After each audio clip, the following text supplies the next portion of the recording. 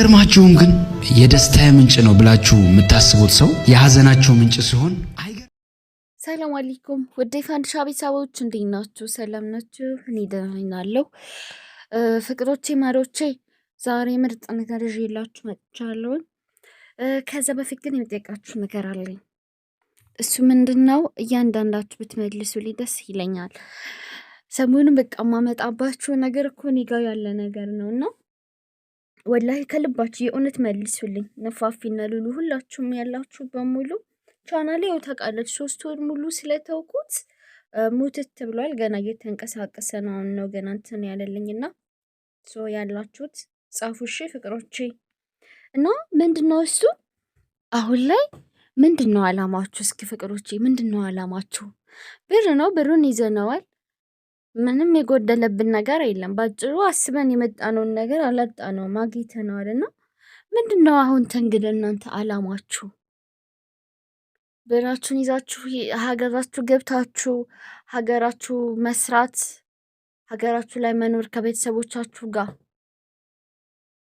እዛው አግብታችሁ መውለድ ምናምን መውለድ ማግባት የምትፈልጉም እንደዛ ነው አላማችሁ?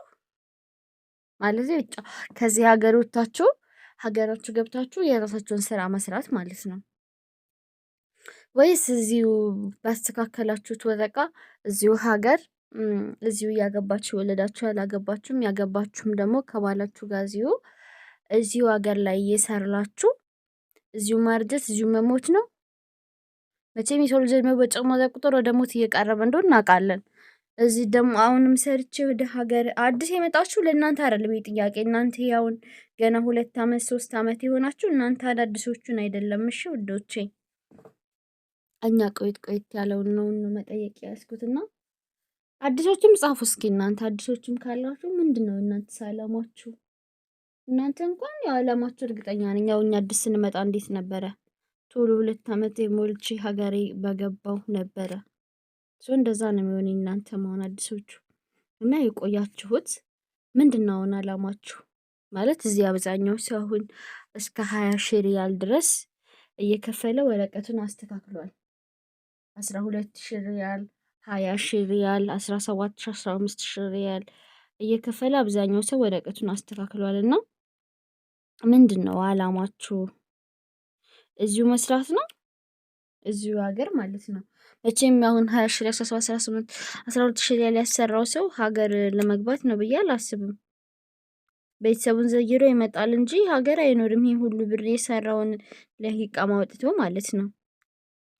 እዚሁ ሀገር ነው እናንተ የምትኖሩት። እዚሁ አግብታችሁ እዚሁ በመውለድ እዚሁ በቃ የዘላለም ህይወታችሁን እስከምትሞቱ ድረስ እዚህ ማድረግ ነው።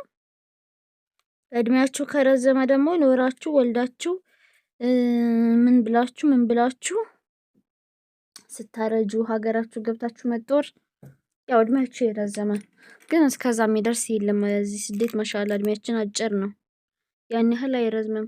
ገና መጃጃ ደረጃ ጡረታ ደረጃ ሳንደርስ ነው የምንሞተው። ለምን እንደው አላውቅምና እናንተ ምንድነው አላማችሁ? እስኪ እንደኔ መላቅጡ ጠፍቶባችሁ ዝም ብላችሁ ቁጭ ብላችሁ አንዴ ዩሮፕ ኢንሻአላ ብላችሁ ዩሮፕ ፕሮሰስም ጀምራችሁ ግራ ተጋብታችሁ ቁጭ አላችሁም ካላችሁ ጻፉልኝ እስኪ። እኔ አይነት እንትን ያላችሁ እና እናንተም ደግሞ አላማ ያላችሁ በቃ ይሄን ነው የማደርገው አሁን እንግዲህ እምትሉ እስኪ ጻፉ እስኪ እንይላችሁ። በቀደም ይሄን ነገር ጀምሬው ነበርና እንዴት ነው ግራ ተጋብታችሁ ነው ቁጭ አላችሁት?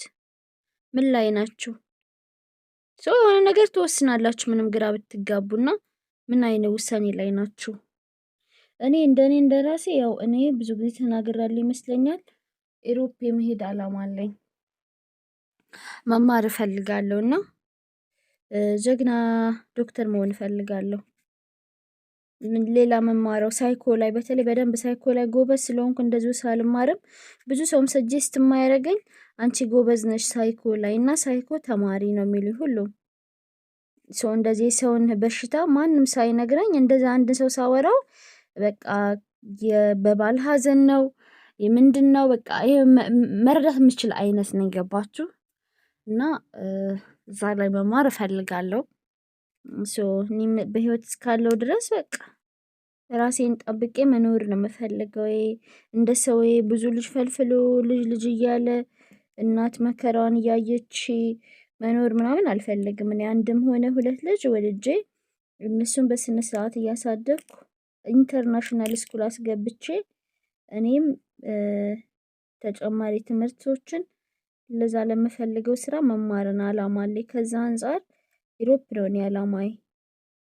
ኢትዮጵያ የመኖርም አላማ የለኝ። እዚህም ግን ኢሮፕ ካልተሳካልኝ ግን ምንም ማድረግ አይቻልም። እዚህ ወይ ሀገሬ ነው የምኖረው ማለት ነው። እና አሁን እዛ ህዋል ላይ ነኝ። እዚህ አይነት አስተሳሰብ ላይ ነኝ። ጀምሬያለሁ፣ በጋ ቆይቻለሁ ከጀመርኩኝ። ያው በአንዴ እንትን አይልም፣ አንዴ እድል ይጠማል፣ አንዴ ይስተካከላል። ያን ነው የምጠብቀው አላህ ካለ እኔ ማለት ነው። እና እናንተ ምንድነው እንደኔ ኢሮፕ የጀመራችሁ አላችሁ ወይ በህጋዊ መንገድ ወይስ ምን ላይ ናችሁ? ጻፉልኝ እስኪ ንገሩኝ። አላማችሁ ሁሉ እወቀው። አብዛኛው ሰው ምን እንደሚፈልግ ጠፍቶበታል። አሁን ታውቃላችሁ፣ እዚህ ሀገር በቆያችሁ ቁጥር የምትፈልጉትን ነው የምትረሱት። ግን ደግሞ ይሄ ዝም ብሎ መስራት በቃ ዝም ብሎ ሀገሩ ሁሉም አለ በቃ አሁንም ዝም ብሎ መስራት ከሆነ እድሜያችን ይሄድና ፍቅሮቼ ብር አያስደስትም። ሰው ልጅ አሮጊት ሆኖ እድሜው ሄዶ ምን ብር ቢኖረው አይደስትም።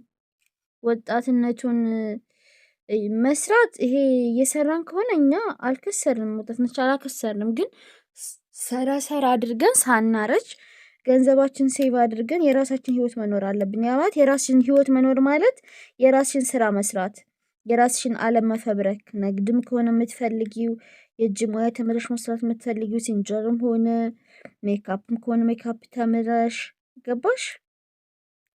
ምንም አይነት ነገር አንቺ መስራት የምትፈልጊውን ስራ እየሰራሽ የራስሽን ስራ ገባሽ? ይሄ ነው መኖር ማለት የራስሽን ስራ ለሰው ታዛዥ ሆነ ሳይሆን የራስሽን ስራ በራስሽ ገንዘብ ከፍተሽ በስርሽ ታዛዦችን መቅጠር፣ እንዳውም ለሌሎች ርዝቅ መክፈቻ ሰበብ መሆን ማለት ነው። ይሄ ነው ህይወት መኖር ማለት። የዛን ጊዜ በቃ እንደፈለግሽ ትወጫለሽ፣ ትገቢያለሽ። የራስሽ ስራ ነው። እንደ መዳም ቤት ተጣብቀሽ አይደለም የምትሰሪው። መውለድ ካለብሽ አግብተሽ ትወልጃለሽ ምናምን ነገር ስራሽን ስትሰሪ ውለሽ ቤትሽ ከባልሽ ከልጆችሽ ጋር ታሳልፊያለሽ። እና እንደዛ ነው። ይሄ ካረጀን ዝም ብለን ብር ሰብስበን ካረጀን እየሰበሰብነው ብር አያስደስተንም። ለምን ቁጭት ይመጣል።